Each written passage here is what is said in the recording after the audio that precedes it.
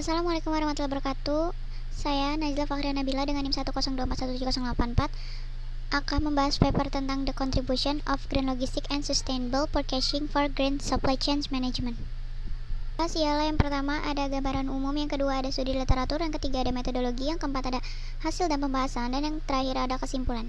Pada gambaran umum, muncullah manajemen pasokan hijau untuk membawa konsep ekoefisiensi dalam rantai pasokan yang melibatkan masalah lingkungan yang lebih efektif di rantai produksi. Masalah ini menjadi menonjol karena pencemaran tidak hanya mencari perbaikan dalam prosesnya, tetapi juga memiliki kesadaran akan pentingnya menjaga ekosistem di sepanjang produksi.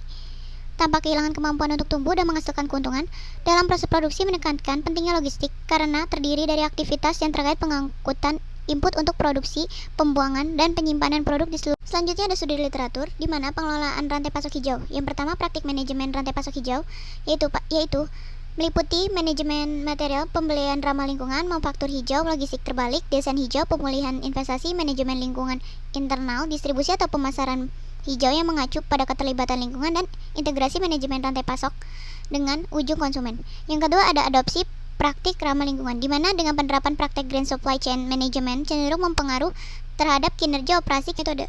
Pada penelitian kualitatif ini sebagai metode dengan menggunakan data sekunder, data diperoleh dalam pencairan sistematis di literatur, artikel yang dicari, pembahasan operasi logistik berkelanjutan. Pemilihan istilah yang dilakukan dengan mempertimbangkan situasi. Yang pertama ada mempraktikkan SCL dan pembahasan. Dalam topik ini ditemukan pada topik yang menarik dari artikel ini dihitung dan analisis dilakukan terhadap hasil yang ditemukan. Bibliometri menunjukkan bahwa ada gambar di samping merupakan representasi yang menunjukkan faktor-faktor utama kolaborasi yang dibutuhkan antara mata rantai pasokan hijau. Penerapan logistik hijau memungkinkan pengurangan biaya dan penggunaan bahan fosil dengan mencari moda yang lebih efisiensi dan menggunakan bentuk energi bersih. Berfokus pada ekoefisiensi yang tidak terlalu mencemari, mengurangi biaya operasional melalui optimasi proses dan peningkatan sistem komunikasi internal.